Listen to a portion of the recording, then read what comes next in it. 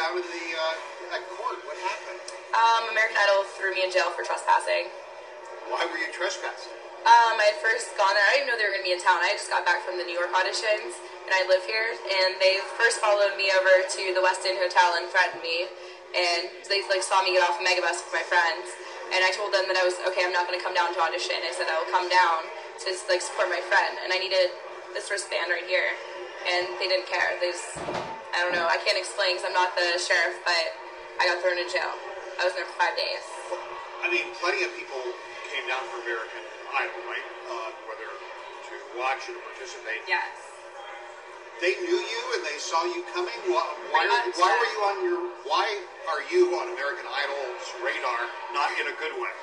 I don't know about the not in a good way. I just been auditioning in every city, and I was in Denver, and they switched my papers to a guy named Kevin's paper. So they made me look like a fool in front of the big producers. It's not American Idol itself. It's mostly their crew and their security that really know me. And then in Texas, I was late because of the hurricane. I even called a producer. I'm not going to give a name out, but I called a producer and told them I was going to be late. And they were on the set shooting a different TV show in California, so they couldn't even vouch for me. So I begged them for the New York auditions. They finally did them, and I was late to that. So here's what I don't understand. How many cities have you gone to try to audition for American Idol? At least 5. And how much was space of time? This summer, not even 2 months. So you've traveled. Tick off the cities for me. Where have you gone over the past couple of months? I mean, I have a stack this big of airline tickets. I've been in California, everywhere. I've been to Texas. I've been to Arizona. I've been to St. Louis. I've been to Denver, Colorado, here, New York. I keep going.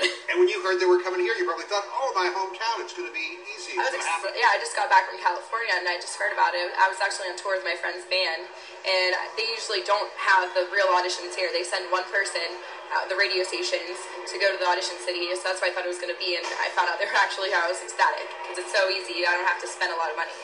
So I want to be clear about something. I want to get your account, but I'm also going to, I took some notes from the criminal complaint, get your version. So you show up on September 29th, right? Yes. At the David Lawrence Convention Center downtown. You show up, you're ready to audition. Who comes up to you? What do they say? Do you want names? Well, you don't have to give names. Okay. The convention security came up, and they asked for my credentials, which this wristband right here, and they went and asked American Idol, and since the security for American Idol, as well as the crew recognized me, they had told me that I wasn't allowed on the property. But then a lady came from the East lobby, so I was over in the West. She actually works for American Idol.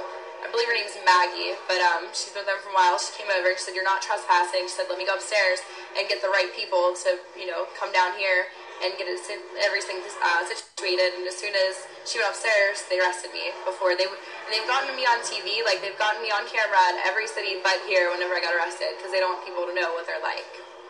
I've never seen being arrested for American Idol ever. So when the police were called in, they said security, including American Idol security and Convention Center security, said that you were banned from here, that you were banned from other cities, that you knew that you were banned. I did not know, and I will prove that I didn't know, because if I was banned, the register, to register you have 2 days before the actual audition. They would have got me right on the scene, in other cities, and told me before I registered for my auditions, you're banned.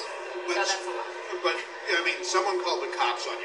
When a Pittsburgh police officer comes up to you and says, you need to leave, and he says it more than once, why didn't you leave? I had said, okay, I'm not going to audition. I wanted to, my friend Jarrett, I don't want to say his full name, but he went in, he's been there since 5 a.m., and he's a really bigger guy. And I brought him food down there, and I at least wanted to feed him, because I know how strenuous and how much pressure it is with these auditions, and how you're there for more than half the day without eating because you can't move. Okay, just to put a finer point on it, were you there to audition? No. You weren't there to audition. They were under the impression, yes. Yeah. Okay. The police report says when they asked you to leave that you started screaming very loudly, "I'm not leaving. This is my dream. My life is ruined." Did you scream that? Not those exact words. I said I had wasted almost $10,000 of summers traveling, and I'm pretty much broke until I work this weekend. And they said that you also screamed, "I can sing." Yeah, I can sing. But why were you screaming that if you weren't there trying to audition? Because they had brought up the other cities, so I said what happened. I said what I could. Do you regret what you did that day? Oh my god, yes, but it also gave me a wake-up call not to ever go to jail. Like, I know what it's like now, so I don't want to be there ever. But I definitely do regret it. I was actually going to walk away, and then the sheriff just, before I was going to walk away, and he grabbed me. So, I couldn't do anything. I shouldn't have said, like, oh, try me. Like, I shouldn't have said, like, you know, I know, like, people that work for, like, the city. I shouldn't have said anything. I should have just bit my tongue.